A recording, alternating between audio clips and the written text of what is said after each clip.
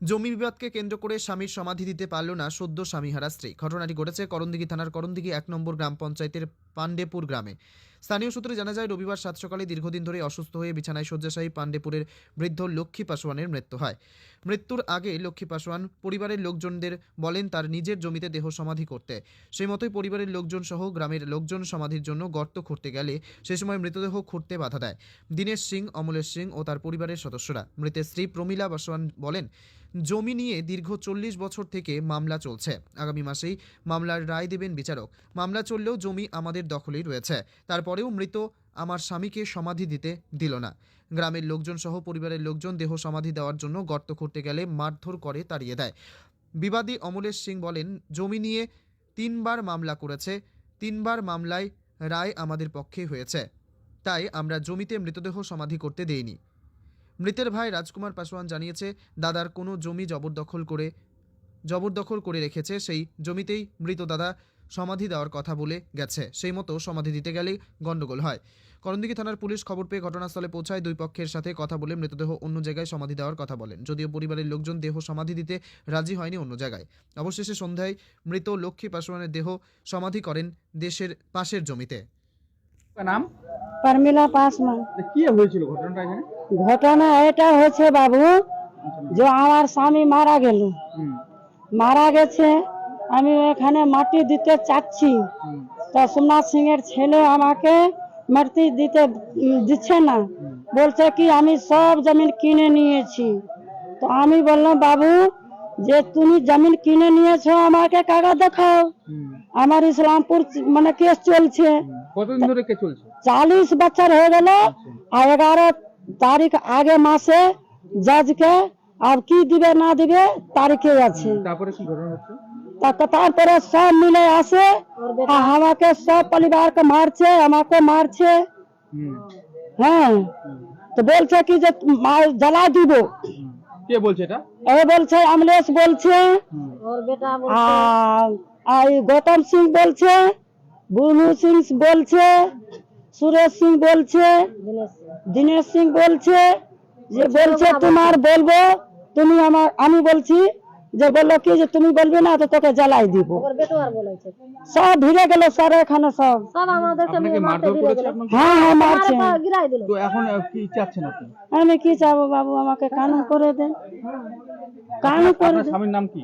লক্ষ্মী পাসওয়ান। মানে এখন তো পুলিশ প্রশাসন এখানে এসেছে, আপনি কি এখন দাবি করছেন কি? আমি দাবি করছি আমার স্বামীকে মাটি টন হোক, মাটি যদি পড়ে যাবে তা আমার কানুন করে দেন। আপনার নাম? परमिला पासवान। আমার নাম রাজকুমার পাসওয়ান। কি হয়েছে ঘটনাটা? ঘটনাটা হচ্ছে যে আমার আমার 30 বছর থেকে না কেস চলছে এই জমির উপরে। 40 বছর থেকে কেস চলছে। এই কেসের উপরে আমরা তারিখে যাচ্ছি, ওদের কাছে বলছি যে তুমি যে জমিটা কিনেছো ওর দলিলটা দেখাও। তো ও দলিলটা দেখাচ্ছে না, ও দলিলটা দেখায় না। ওটা হচ্ছে সোমনাথ সিং ছেলে, হ্যাঁ সোমনাথ সিং এর ছেলে।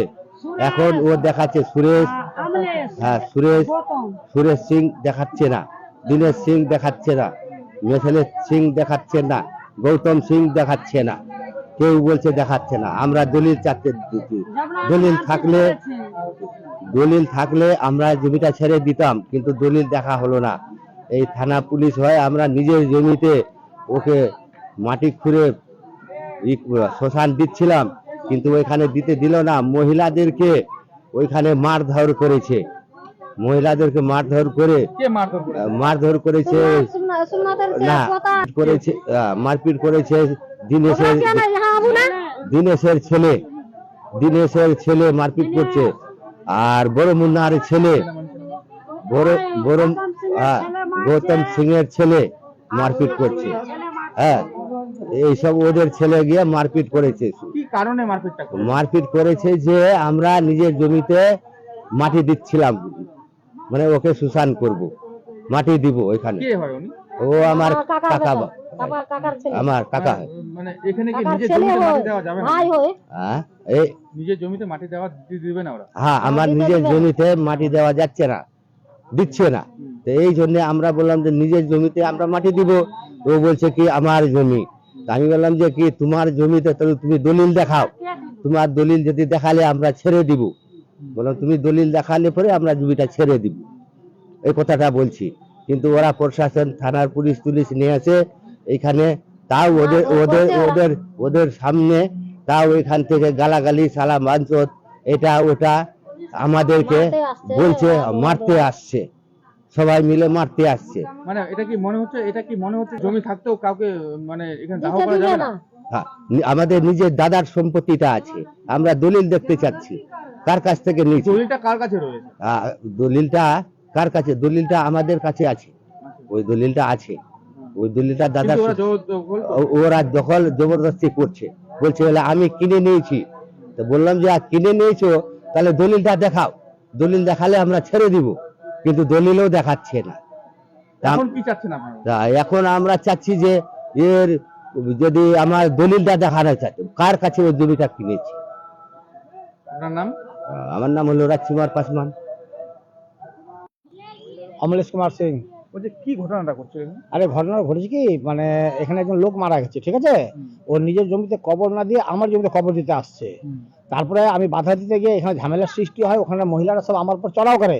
তবে আমি থানাকে ফোন করি, থানা আসে,